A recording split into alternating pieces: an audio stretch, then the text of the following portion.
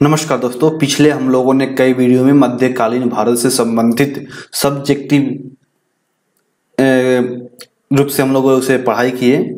उसके बाद उसका मैं ऑब्जेक्टिव क्वेश्चन इस वीडियो के माध्यम से अलग अलग चैप्टर में करके यहाँ प्रस्तुत करूँगा। तो पहला हम लोग है इस्लाम धर्म के आगमन से संबंधित जो भी हमारा क्वेश्चन है उससे हम लोग यहाँ पे पढ़ाई करेंगे।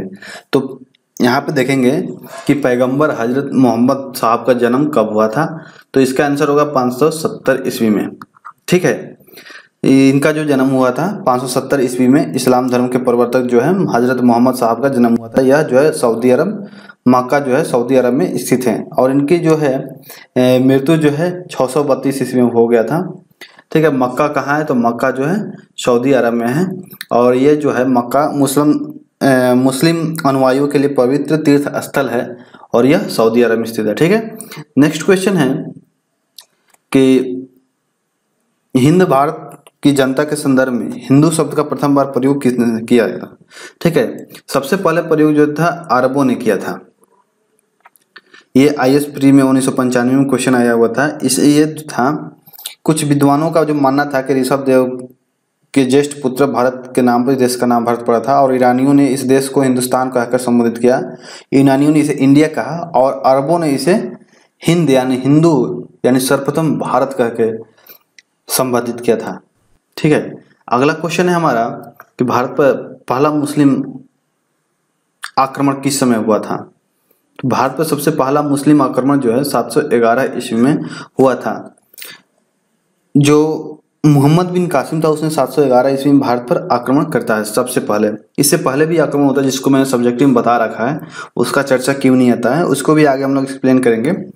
नेक्स्ट क्वेश्चन है मोहम्मद बिन कासिम द्वारा सिंध पर विजय कब प्राप्त होता है? 711 में हमला किया था और 712 में एक भारी संघर्ष के उपरांत वो जाकर वहां पर विजय प्राप्त करता है। तो इस प्रकार मोहम्मद बिन कासिम जो है सिंध पर विजय कब करता है? 712 ईस्वी में करता है।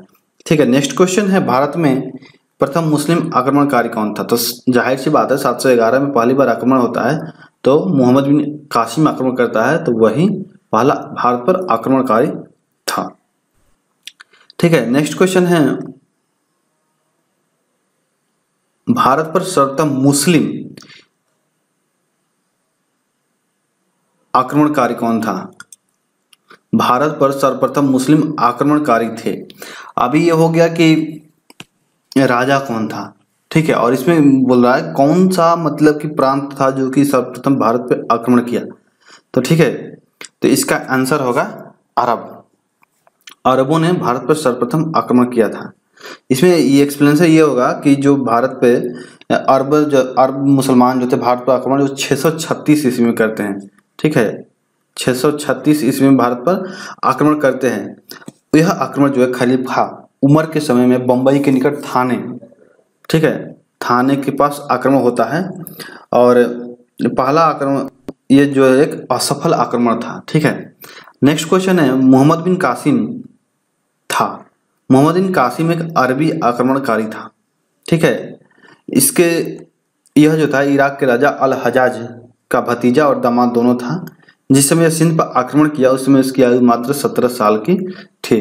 ठीक है, नेक्स्ट क्वेश्चन है इनमें से कौन गजनी राजवंश का संस्थापक था?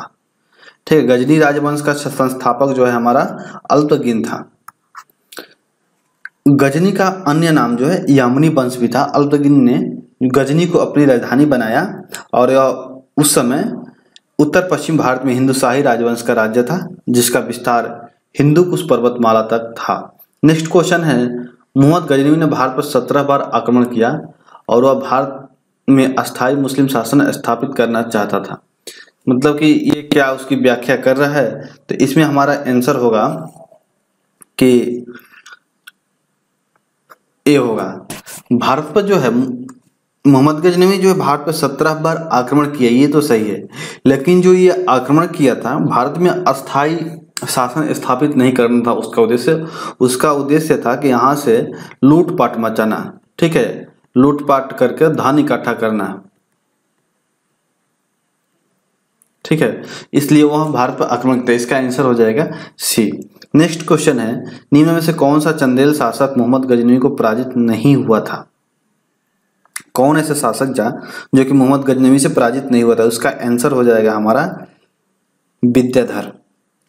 मोहम्मद गजनवी जो है चंदेलों पर प्रथम बार आक्रमण किया था 1019 से लेकर 20 तक आक्रमण किया था। उस समय चंदेल का शासक जो था ये विद्याधर था। ठीक है, वो अपने वंश को सर्वाधिक शक्तिशाली शासक था। मुस्लिम स्रोतों से पता चला कि विद्याधर एवं उसके मोहम्मद के बीच किसी नदी के किनारे भीषण युद्ध हुआ, किंतु इसका कोई परिणाम न निकला।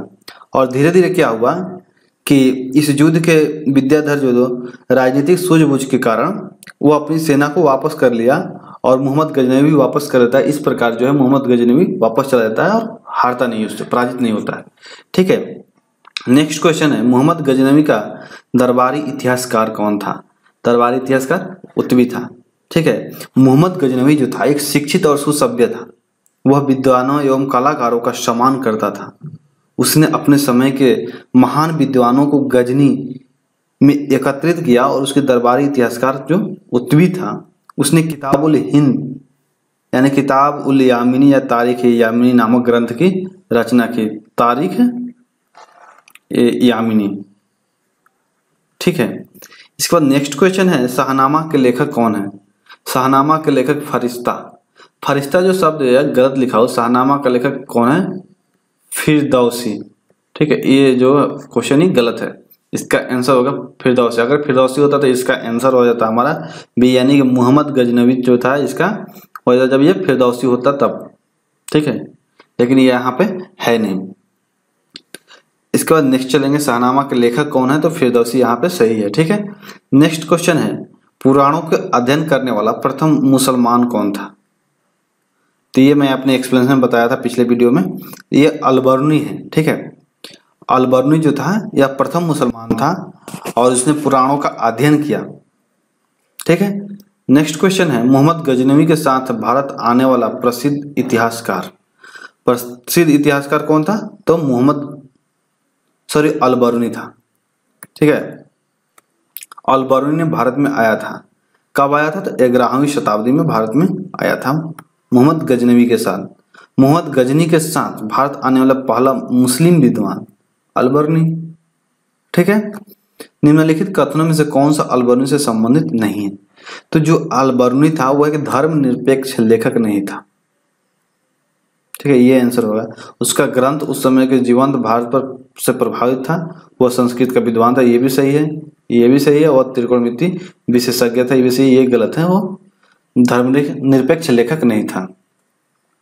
ठीक है, अगला क्वेश्चन है निम्नलिखित में से किसने मोहम्मद गजनवी के हमले के बाद सोमनाथ मंदिर का पुनर्निर्माण कराया? तो उसका निर्माण जो भीमदेव कराया था। जब मोहम्मद गजनवी ने 1026 ईस्वी में आक्रमण किया और उसको ध्वस्त कर दिया, तो उस समय वहां का शासक भीमदेव प्रथम था। ठीक है, और उसने महमूद ने मंदिर को अतुल संपत्ति को लूटकर वापस लौट गया। मोहम्मद गजनवी के जाने के बाद भीमदेव प्रथम ने सोमनाथ मंदिर का पुनर्निर्माण कराया था। ठीक है, इसका आंसर भीमदेव हो जाएगा। नेक्स्ट क्वेश्चन है किसने एक तरफ संस्कृत मुद्रा लेख के साथ चांदी सिक्के निर्गत किए? ठीक है, तो इसका आंसर हो जाएगा बी, यानी कि मोहम्मद गजनवी। इसने क्या किया था? संस्कृत मुद्रा लेख के साथ चांदी के सिक्के निर्गत किए थे, जारी किए थे। और इसे दोनों तरफ अलग अलग भाषाओं में मुद्रा लेख अंकित किया गया था। इसमें एक तरफ अरबी और दूसरी तरफ संस्कृत भाषा में था। अगला क्वेश्चन निम्नलिखित में मध्य एशिया के किस शासक ने 1192 में उत्तर भारत को जीता? इसका आंसर हो जाएगा सी, शिहाबुद्दीन मोहम्मद गोरी जो था 1192 ईस्वी में मध्य एशिया को जीता था। मोहम्मद गोरी ने सबसे पहले किसने पराजित किया था? मोहम्मद गोरी को सबसे पहले किसने पराजित किया था? इसका आंसर हो जाएगा भीम द्वितीय। ठीक है, जब 1191 में पृथ्वीराज चौहान के तराइन की पहली लड़ाई हुई, इस युद्ध में मोहम्मद गोरी की पराजय हुई। ठीक है,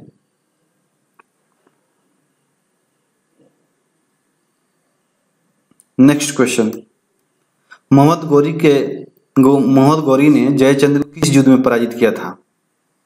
मोहम्मद गोरी जो था जयचंद्र को चंदावर के युद्ध में पराजित किया था, यानी इसका आंसर सी। निम्नलिखित में से कौन सा राजा मोहम्मद गोरी द्वारा चंदावर युद्ध में पराजित किया गया था? चंदावर के युद्ध में जो है जयचंद को पराजित किया था। ठीक है, मोहम्मद गोरी और जयचंद के बीच होता है, मोहम्मद गोरी जीत होता है और जयचंद के यहाँ पे हार होता है। इसके बाद नेक्स्ट है 1194 ईस्वी में चंदावर के युद्ध में मोहम्मद गोरी ने किसे हराया था? सेम क्वेश्चन फिर रिपीट कर दिया, यानी कि जयचंद को ही हराया था। युद्ध जिसमें भारत में मुस्लिम शक्ति की स्थापना हुई वो कौन सा था? तो तराइन के द्वितीय युद्ध में भारत में मुस्लिम शक्ति की स्थापना होती है।